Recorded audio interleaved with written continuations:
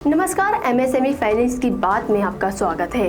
यहाँ आपको मिलेंगी फाइनेंस से जुड़ी सबसे ताज़ा और दमदार खबरें, वो भी मजेदार अंदाज में। चलिए बिना किसी देरी करे शुरू करते हैं आज की टॉप खबरें। स्मॉल इंडस्ट्रीज को मिलेगा बड़ा बूस्ट। सरकार ने 1 अप्रैल 2025 से एमएसएमई यानी micro small and medium enterprises की परिभाषा में बड़ा बदलाव किया है, जिससे अब और ज्यादा बिजनेसेस इस कैटेगरी में शामिल हो सकेंगे। रिवाइज इन्वेस्टमेंट और टर्नओवर लिमिट्स के जरिए अब स्मॉल स्केल इंडस्ट्रीज को बिना एमएसएमई स्टेटस खोए और आगे बढ़ने का मौका मिलेगा। इससे उन्हें न सिर्फ सरकारी योजनाओं और सब्सिडी का लाभ मिलेगा, बल्कि रोजगार के नए अवसर भी पैदा होंगे। एग्जाम्पल के तौर पे अब माइक्रो एंटरप्राइजेस वही माना जाएगा जिसका इन्वेस्टमेंट 2.5 करोड़ तक और एनुअल टर्नओवर 10 करोड़ तक हो। पहले ये सीमा सिर्फ 1 करोड़ की थी। स्मॉल एंटरप्राइजेस के लिए इन्वेस्टमेंट लिमिट अब 25 करोड़ और मीडियम एंटरप्राइजेस के लिए 125 करोड़ कर दी गई है।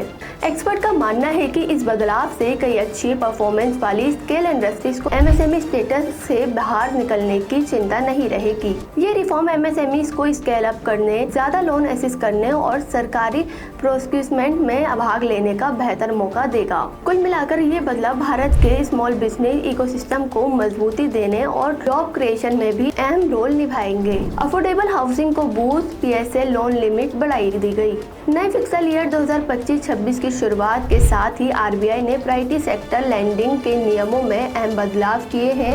अब बैंकों द्वारा दिए जाने वाले अफोर्डेबल हाउसिंग लोन लिमिट को बढ़ा दिया गया है। पहले जहां मेट्रो सिटीज में 35 लाख तक के होम लोन पीएसएल के तहत आते थे, अब ये लिमिट बढ़ाकर 50 लाख कर दी गई है। इसी तरह टियर 2 सिटीज, मीडियम सिटीज के लिए पीएसएल होम लोन्स की सीमा अब 45 लाख और स्मॉलर टाउन्स और रूरल एरियाज में ये सीमा 35 लाख तय कर दी गई है। इसका मतलब है कि इन अमाउंट तक के होम लोन्स अब भी बैंक के पीएसएल टारगेट में गिने जाएंगे। इससे बैंकों को मिडिल क्लास और रूरल हाउसिंग प्रोजेक्ट को फाइनेंस करने में ज्यादा प्रोत्साहन मिलेगा। सिर्फ हाउसिंग ही नहीं, आरबीआई ने एजुकेशन और रिन्यूएबल एनर्जी लोन्स की लिमिट भी बढ़ा दी है, ताकि इनकी सेक्टर्स में ज्यादा एक्सेस टू क्रेडिट मिल सके। इन कदमों का मकसद है इंक्लूसिव ग्रोथ को सपोर्ट करना, यानी समाज के हर वर्ग को लोन और फाइनेंस की सुविधा मुहैया कराना, वो भी प्राइवेटी सेक्टर के जरिए। इससे बैंकों को भी अपना पीएसएल टारगेट आसानी से पूरा करने में मदद मिलेगी और बोरोअर्स को भी बेहतर टर्म्स पर लोन मिल सकेंगे। स्टार्टअप में बड़ा निवेश, मेगा डील्स बनी सुर्खियां।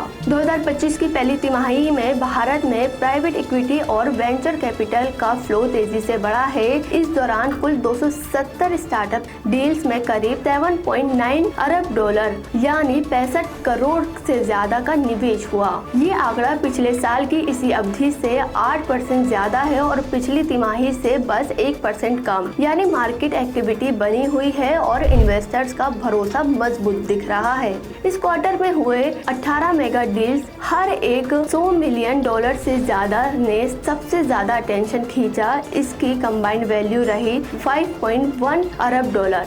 सबसे बड़ी डील रही बैन कैपिटल द्वारा मैनफ्रम फाइनेंस में $508 मिलियन यानी 4000 करोड़ से अधिक का स्ट्रेटेजिक निवेश। दूसरी बड़ी खबर, केकेआर ने health care global hospital chain में $400 मिलियन लगाया। इन बड़े सौदे से साफ है कि ग्लोबल प्राइवेट इक्विटी फंड भारतीय कंपनियों में अग्रेसिवली इंटरेस्ट दिखा रही है। इन्वेस्टर्स का खास फोकस इन सेक्टर्स पर रहा, फाइनेंशियल सर्विस, हेल्थ केयर और टेक कंपनीज। इनमें हो रहे निवेश से इन स्टार्टअप को ग्रोथ पुश मिलेगा और स्टार्टअप इकोसिस्टम और मजबूत होगा। कुल मिलाकर 2025 की शुरुआत पीई वीसी एक्टिविटी के लिए काफी पॉजिटिव रही है। रेटेगो इंडस्ट्रीज का इशू 1.17 गुना सब्सक्राइब, लिस्टिंग 7 अप्रैल को संभावित। एसएमई शेयर्स मार्केट में नए प्लेयर्स की एंट्री लगातार जारी है। ताज़ा उदाहरण है रेटेगो इंडस्ट्री का आईपीओ, जो 1 अप्रैल 2025 को खत्म हुआ और लगभग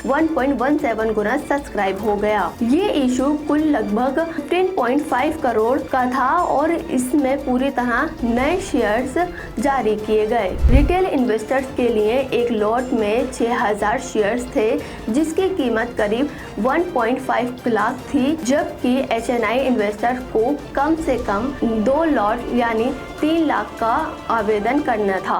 हालांकि मार्केट में डिमांड थोड़ी हल्की रही, फिर भी IPO ओवर सब्सक्राइब हो गया, यानी कंपनी को अपने एक्सपेंशन प्लान्स और फंडिंग नीड्स के लिए जरूरी पैसा मिल जाएगा। ग्रे मार्केट में फिलहाल रेटेगो के शेयर्स इशू प्राइस 25 रुपए पर ही ट्रेड कर रहे हैं, यानी लिस्टिंग से पहले कोई प्रीमियम या ग्रे मार्केट प्रॉफिट दिखाई नहीं दे रहा है। कंपनी ने बताया कि इस IPO से जुटाई गई रकम का उपयोग कर्ज चुकाने और वर्किंग कैपिटल नीड्स को पूरा करने में किया जाएगा। रेटेगो इंडस्ट्री ज्वेलरी मैन्युफैक्चरिंग सेक्टर से जुड़ी कंपनी है और इसके शेयर 7 अप्रैल 2025 को BSE MSE एक्सचेंज पर लिस्ट होने की संभावना है। कुल मिलाकर ये एक स्टेबल रिस्पॉन्स वाला IPO रहा, जिसमें रिटेल और HNI इन्वेस्टर दोनों की पार्टिसिपेशन देखी गई। तो ये थी आज की टॉप खबरें। अगर आपको ये अपडेट पसंद आए तो वीडियो को लाइक, शेयर और हमारे चैनल को सब्सक्राइब करना ना भूलें। जल्दी ही मिलेंगे एक और नए अपडेट के साथ।